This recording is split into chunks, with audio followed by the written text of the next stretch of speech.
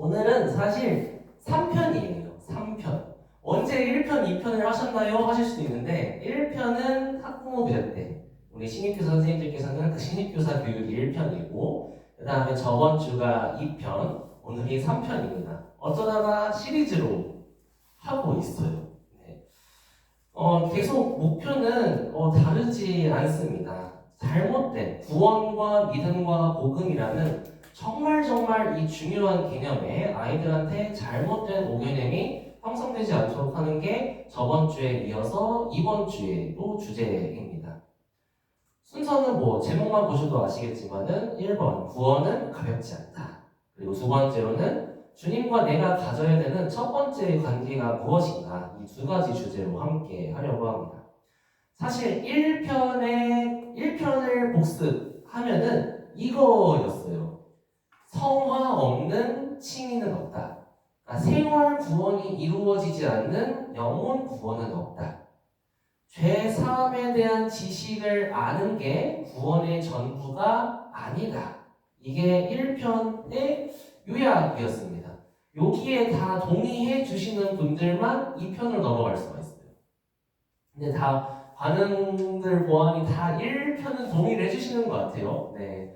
구원 받았다고 하면서 세상에서 자기 마음대로 사는 사람을 그리스도인이라고 볼 수는 없다라는 게 1편이었습니다. 2편은 조금 더 깊었어요. 제가 A, 좁은 문, B, 넓은 문 해가지고 정말 같은 믿음을 가지고 있는 사람이지만은 결과가 다른 두 사람을 제시했었습니다. B가 넓은 문으로 가는 지옥 가는 사람, A가 좁은 문을 들어가는 천국 가는 사람이라고 제시를 했었습니다.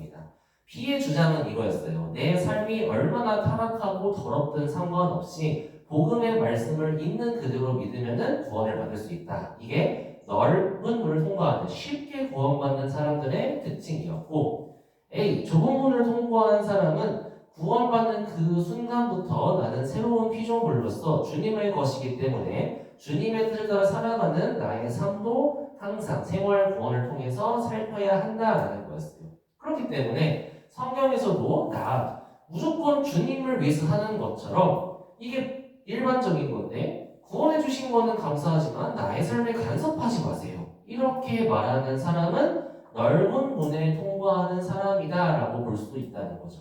제가 이렇게 얘기하지만은 사실 이렇게 살아도 제가 그 사람의 구원을 판단할 수 있는 건 아닙니다. 지금 이 내용은 누군가를 떠올리시는 게 아니고 나 자신을 보는 거예요.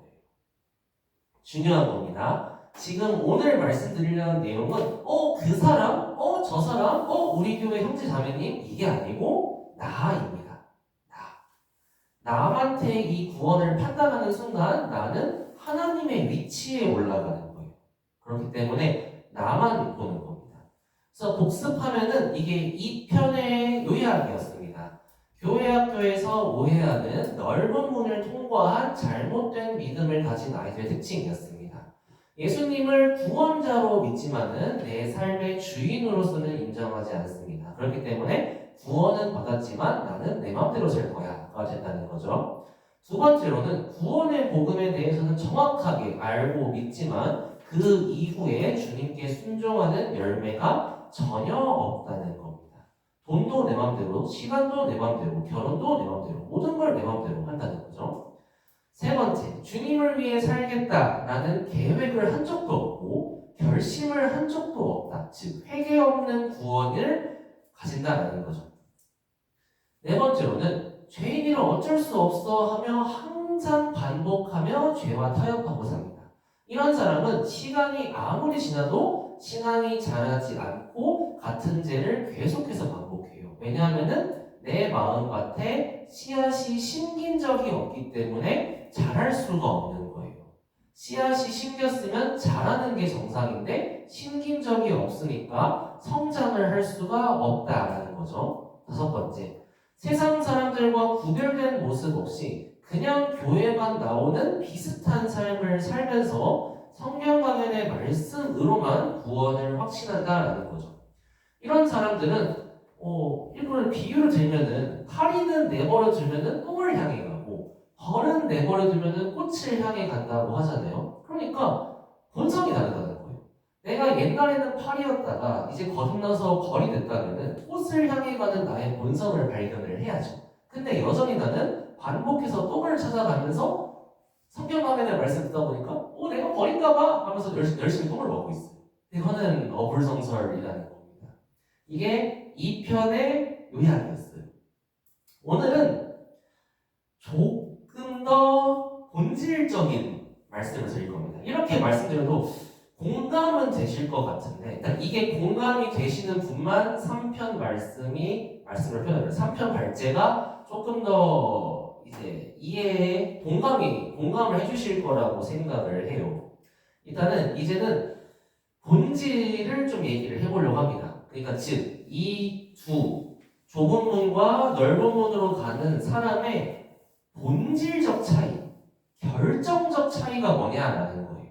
그 정말 결정적 차이를 오늘 말씀드리려고 하는 거예요.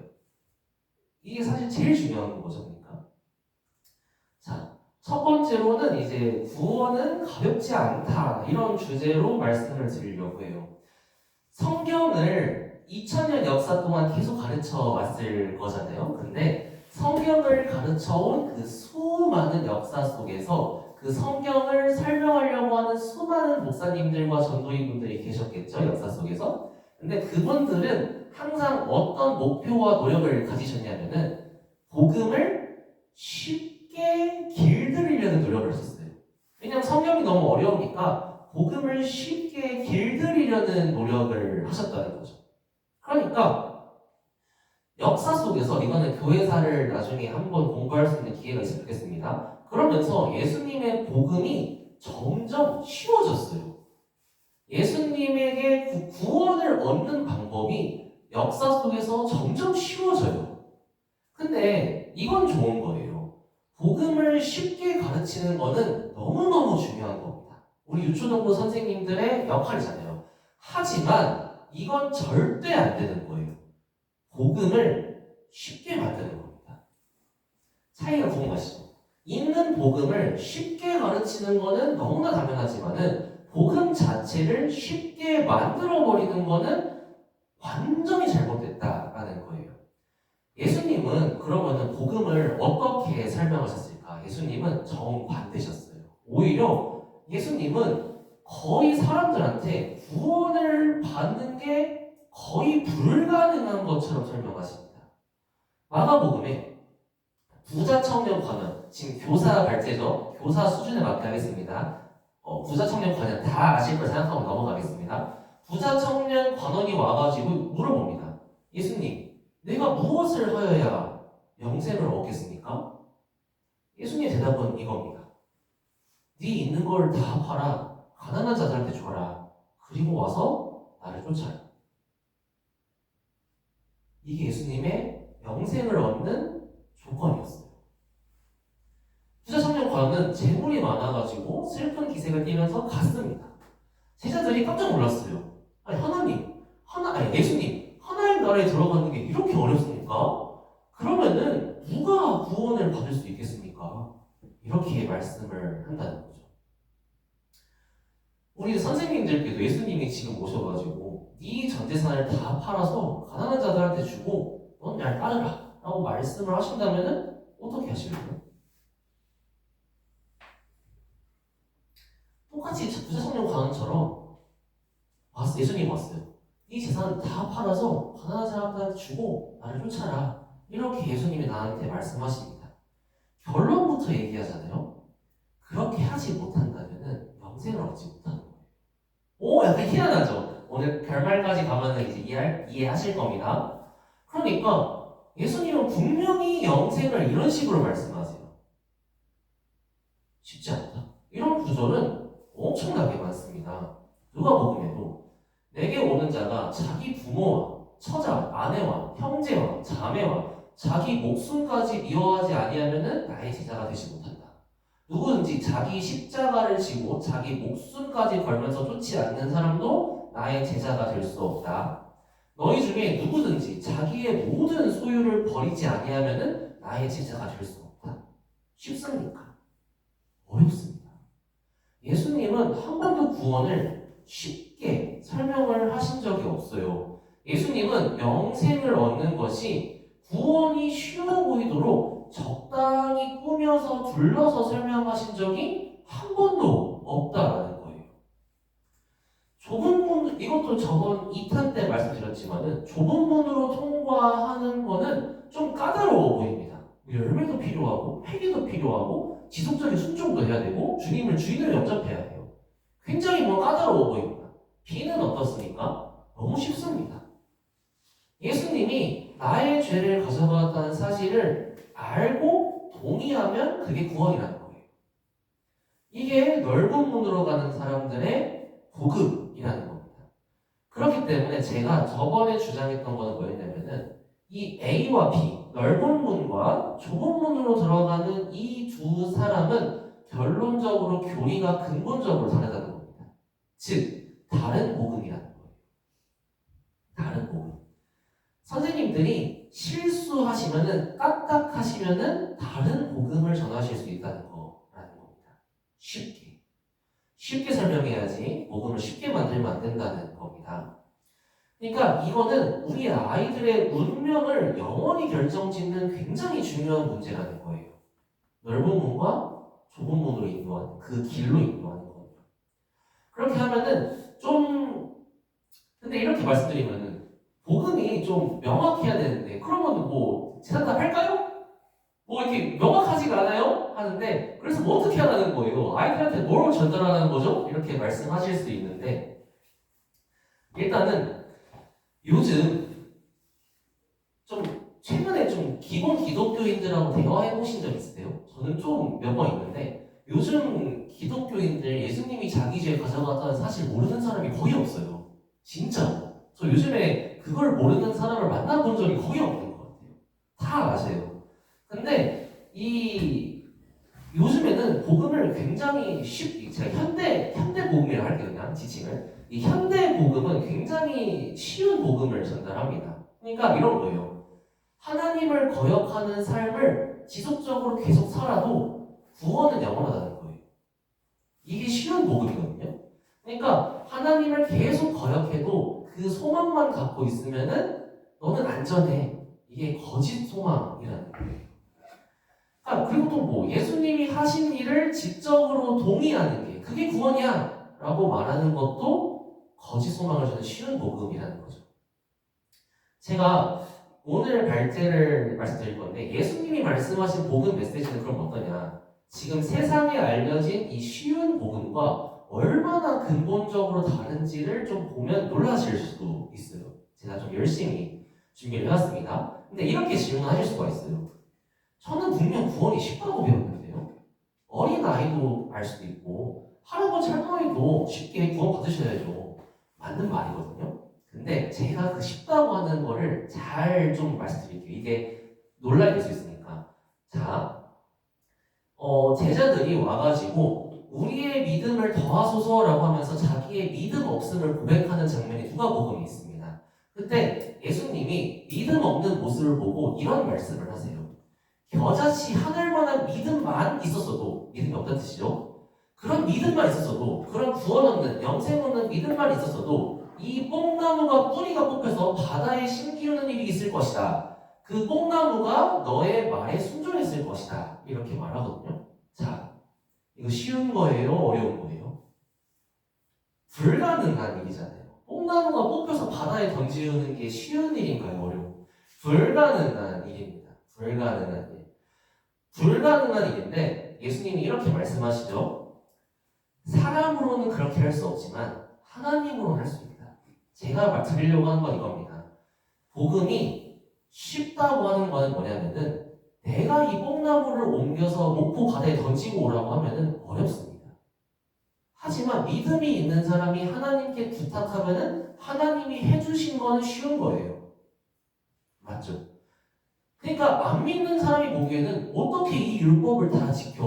어떻게 이 예수님의 계명을 다 지키면서 살지? 어떻게 예수님의 모든 말씀에 순종하고 살아? 뽕나무가 뽑혀서 바다에 던지는 것처럼 불가능해 보입니다. 안 믿는 사람은요. 안 믿는 사람은요. 믿는 사람은 쉬워요. 왜?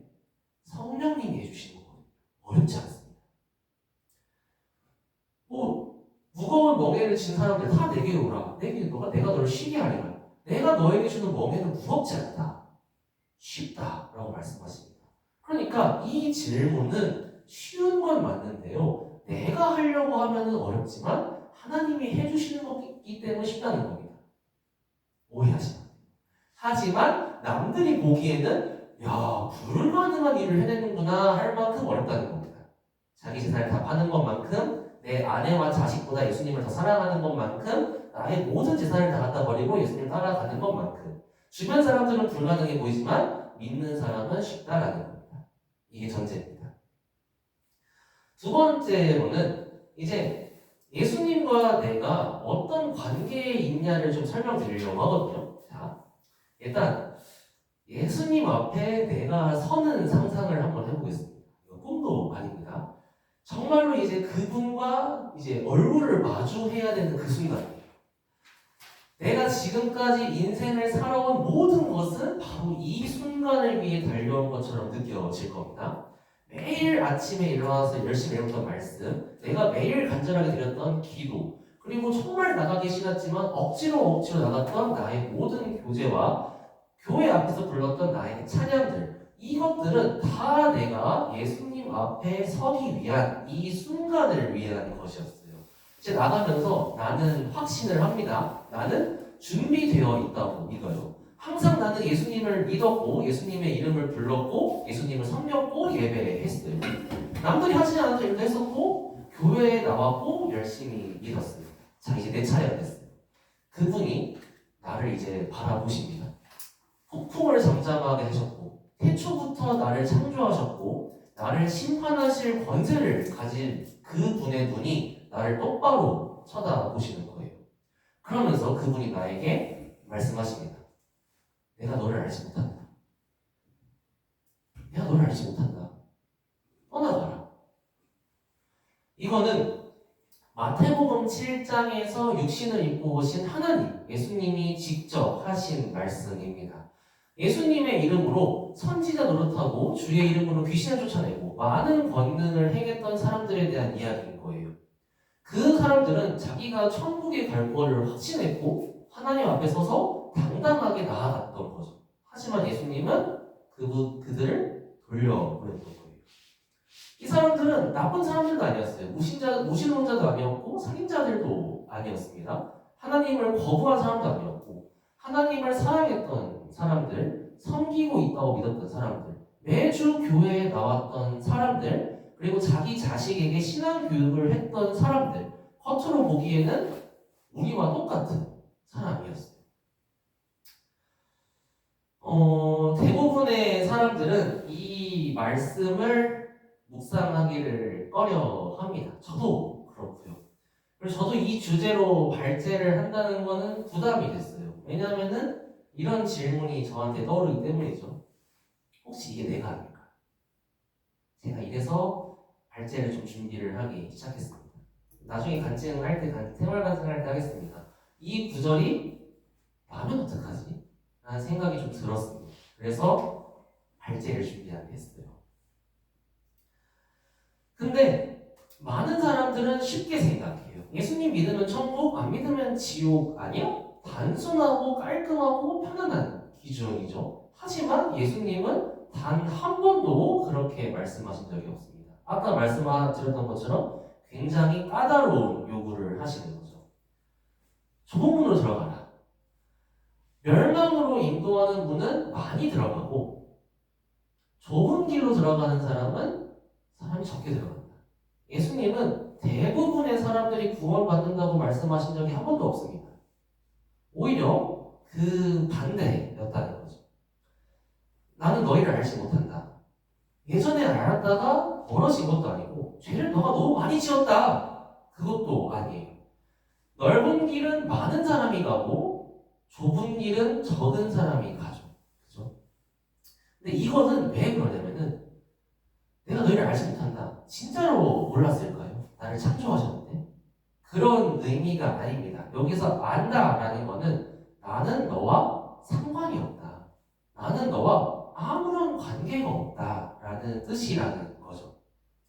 왜냐하면 그 모든 사람들은 다 행동만큼은 성경하고 비슷했어요. 하지만 중요한 건 뭐였냐면은 예수님과 아무런 관계가 없었다는 거죠. 예수님은 너를 모른다. 아니고 나는 너랑 아무 상관이 없다. 나는 너랑 아무 관계가 없다. 하면서 돌려 보내주신 겁니다. 이걸 들으면 이제 구원이라는 게 관계에 대한 메시지구나 라는 것을 좀 알 수가 있어요. 그러니까 천국에 들어갔어요. 천국에 키패드가 있네. 키패드를 보니까 암호를 대래요. 암호를 불렀어요. 예수님이 내 죄를 다 가져가셨다 하면 띠링 열리는 게 천국입니까? 그런 건 아니에요. 그 키패드를 열고 들어갔어요. 그럼 그 안에 누가 계시죠? 하나님과 예수님과 성령님이 계시겠죠. 들어갔어요. 그런데 나랑 하나님이 아무 관계가 없어. 하나님 뭐라 그러시겠어요? 나가요! 이렇게 하시겠죠. 모르는 사람이니까. 예를 들면요. 이런 거죠. 내가 박보검이랑 카리나를 좋아해서 이 사람들에 대한 정보를 많이 알 수는 있어요. 뭐 위키피디아나 그런 데 나무 위키 검색해서 박보검과 카리나에 대한 정보를 알 수도 있고, 심지어는 뭐 팬사인회에 가가지고 직접적으로 만날 수도 있고, 그럴 수도 있다라는 겁니다. 그렇게 해서 박보검과 내가 아는 사이가 됐어요. 그러면은 박보검이 팬사인회 갔어요. 근데 그런 아무런 관계가 없음에도 불구하고 박보검 집 앞에 가가지고 문을 열고 들어가면은 박보검이 나를 맞이해 줍니까? 맞이해 주지 않아요. 이런 맥락이라는 거죠. 내가 문을 열고 들어갔을 때 하나님과 나와 관계가 없으면은 천국에 들어갈 수가 없다라는 겁니다. 자, 이제 본론인 겁니다. 예수님에 대해서 내가 모든 걸 알아요. 하지만 예수님에 대해서 내가 아무런 관계가 없다. 이게 문제라는 겁니다. 그러면은 이런 질문이 나와야죠. 예수님과 나는 어떤 관계일까? 이거를 이제 지식적으로 이제 말씀을 좀 드리면은 아버지와 아들의 관계다. 신랑과 신부의 관계다. 목자와 양의 관계다. 주인과 청지기의 관계다. 친구의 관계다. 이렇게 하는데 아닙니다. 내가 예수님이랑 제일 처음 맺어야 되는, 내가 예수님과 제일 근본적으로 맺어야 되는 관계는요, 주인과 종입니다. 주인과 노예의 관계에 있어야 된다는 거예요. 이게 주님과 나의 절대로 끊어질 수 없는 근본적 관계라는 거죠. 주인은 로마 시대 때 이제 헬라어로 퀴리오스라고 하는데, 이 퀴리오스라는 뜻은 소유주라는 의미도 됩니다. 그러니까 이 주인은 이 노예를 마음대로 할 수 있어요. 사실 이제 성경에서는 종이라고 번역됐지만은 실질적인 원어는 둘로스라고 해가지고 노예라는 뜻입니다. 이 노예는 그냥 내 자유와 권리가 아무것도 없는 사람, 소유주의 명령에 따라서 그냥 마음대로 해도 되는 그런 존재라는 거죠. 예를 들면은 이런 거예요. 저는 이 마우스의 소유주입니다. 그럼 제가 이 소유한 마우스를 마음대로 하는 거는 제 마음이에요. 제가 이걸 던져서 깨부숴도 그 누가 뭐라 하지 않습니다. 이 노예는 가축, 소, 말 다 같은 존재예요. 돼지를 잡을만 해요. 이제 다 컸다. 내가 이 돼지의 생명을 앗아가는 게 문제가 되나요? 안 된다는 거예요. 예수님과 나의 관계는 그런 관계예요.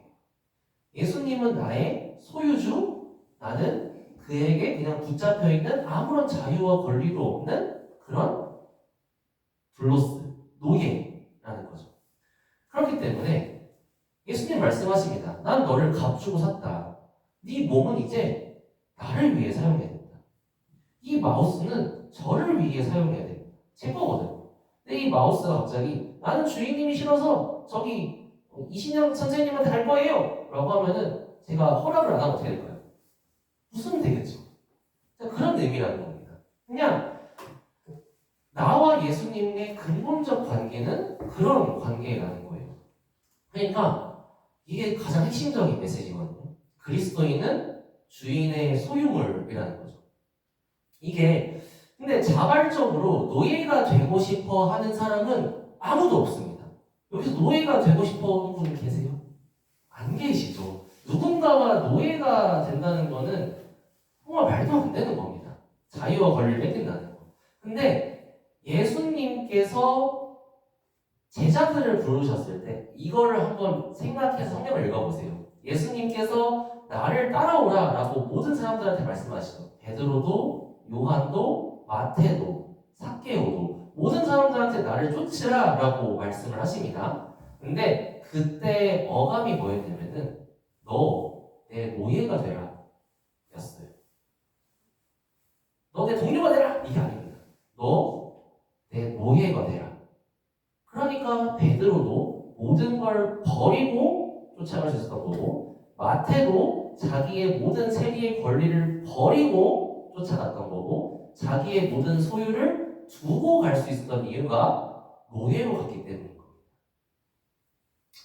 그러니까 노예가 있던 그 당시에는 이 예수님의 말씀의 의미를 더 생생하게 그들은 이해를 했을 거예요. 그러니까 믿음이 없다고 했었잖아요, 제자들이.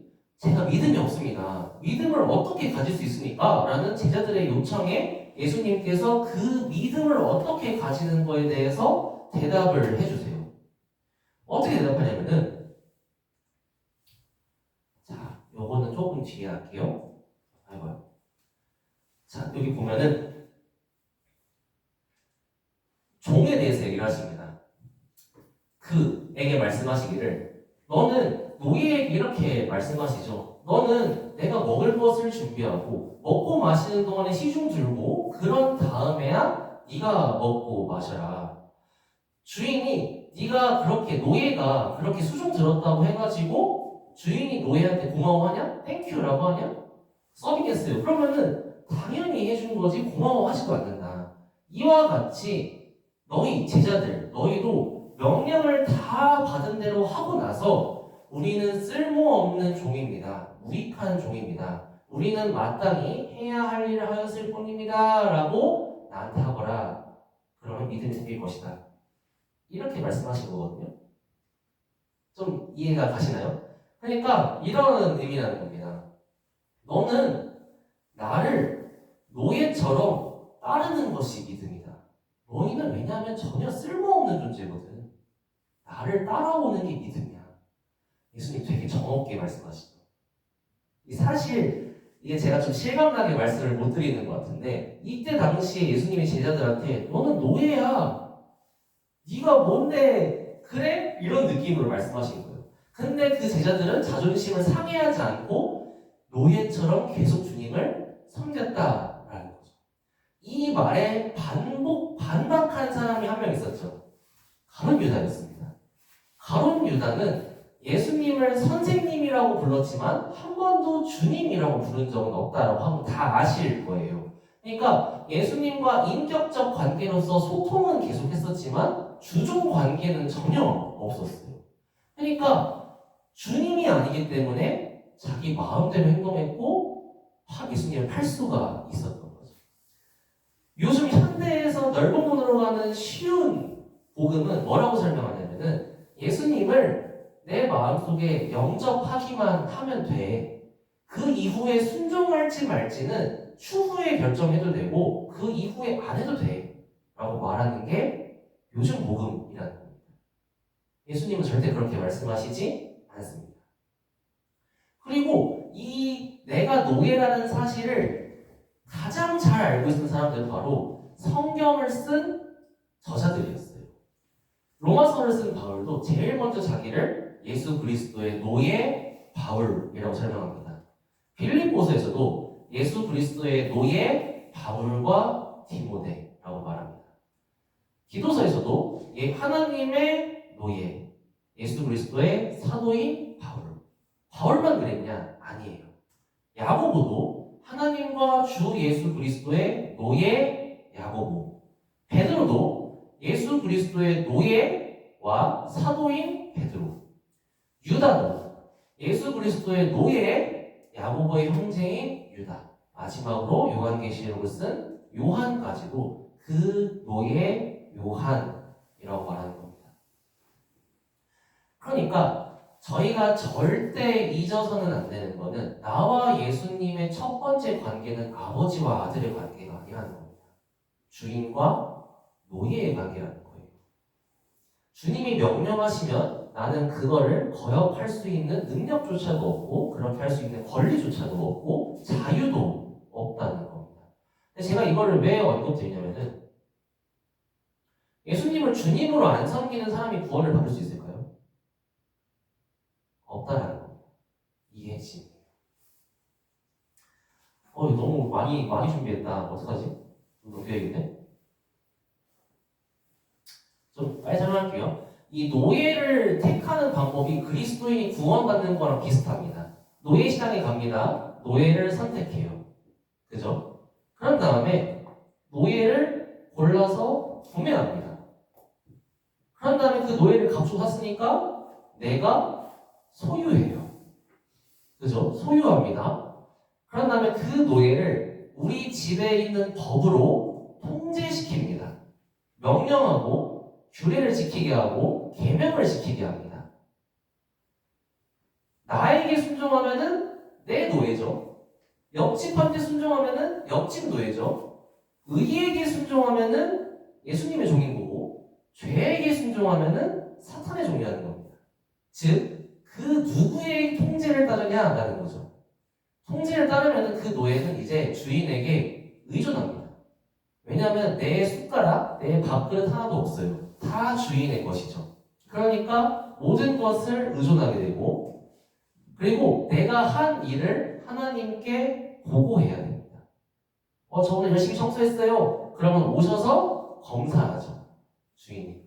잘했구나, 못했구나. 잘했으면은 상을 주고 못했으면 징계합니다. 이게 그리스도인이에요. 노예라는 겁니다. 그러니까 예수님은 제자들한테 너희는 노예다라는 언급을 굉장히 많이 하세요. 그리고 예수님은 절대로 그 메시지 속에서 너희가 노예라는 말을 부드럽고 너그럽고 매력적으로 들리게끔 노력을 전혀 안 하셨어요. 오히려 예수님께서는 자기에게 나아오려고 하는 사람들의 믿음을 포기하게 하려고 온갖 노력을 하셨습니다. 반대예요. 허다한 무리가 예수님께 나와봅니다. 예수님께서 말씀하세요. 다 쫓아오지 말고 자기 부모와 처자와 형제와 자매와 자기 목숨까지 미워하지 않으면 따라오지 말아라. 십자가를 지고 오지 않으면 따라오지 말아라. 자, 생각을 해봐라. 나를 어디까지 쫓아올 수 있는지 다 내용아시죠? 넘어가겠습니다. 나를 어디까지 쫓아올 수 있을지 한번 계획해봐라. 예산을 좀 세워봐라. 너가 정말로 내가 명령한 것처럼 나를 쫓아올 수 있겠니? 예산을 한번 세워보고 그렇게 못할 것 같으면 지금이라도 포기해. 시작했다가 결과를 이루지 못하면 비웃음 같잖아. 시작을 하지 마라. 임금이 전쟁할 때 내가 이길지 질지 계산하지 않니? 못할 것 같으면 쫓아오지 마. 너희 중에 누구든지 자기의 모든 소유를 버리지 아니하면 나를 쫓아올 수 없다 하면서 오히려 돌려보내셨어요.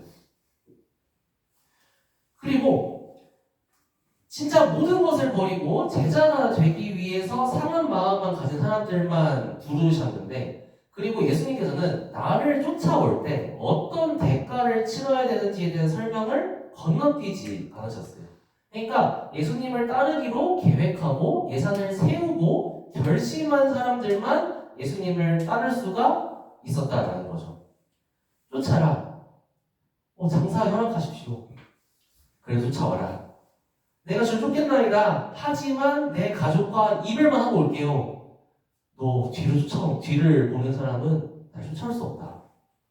오히려 강하게 말씀하셨어요. 너 그렇게 하면 나 못 쫓아와. 그냥 가. 예수님은 우리가 구원받도록 간절하게 기다리시는 분이 아닙니다. 안 올 거야? 내 노예가 안 될 거야? 가. 이게 예수님의 복음입니다. 그리고 예수님은 가혹한 말씀을 삼가지 않으셨어요. 웬만하면은 다 돌려보내려고 하셨던 것 같아요. 이 말씀이 너무 어렵다. 누가 들을 수 있겠냐. 약간 뽕나무 그겁니다. 내 아버지께서 도와주지 아니하시면은 누구든지 내게 올 수 없다. 제자들 중에 많이 물러가고 그와 함께 다니지 아니하더라. 너희도 가려느냐? 실제로 돌려 보내셨다라는 겁니다. 이제 결론입니다. 내가 구원을 받는다. 내가 영생을 얻었다라는 것의 의미는 뭐냐면요. 내가 그리스도의 노예로서 초청을 받았다라는 겁니다. 천국 비유 있죠? 하나님이 잔치자리에 열렸습니다. 많은 사람들을 초대합니다. 근데 그 사람들이 초대에 응하지 않았어요. 하지만 길가에 나가서 내버리기 위해서 열심히 사람들을 초청해서 데리고 옵니다. 그 초청이 나를 주인으로 섬기라 라는 초청이었다라는 겁니다. 그래서 구원받고 죄에서 해방되면은 이제 죄로부터는 자유를 얻지만은 이제 주님의 완전한 노예가 된다라는 거예요. 그러니까 예수님은 자기를 존경해줄 제자를 찾으신 게 아닙니다. 불순종 조금 해도 되는 제자를 찾으신 게 아니고 무조건적으로 순종하는 노예를 부르셨다라는 거예요. 그리고 무조건적으로 순종하지 않는 사람한테는 아예 따라오지 말라고 말씀하십니다. 이게 예수님의 복음이에요.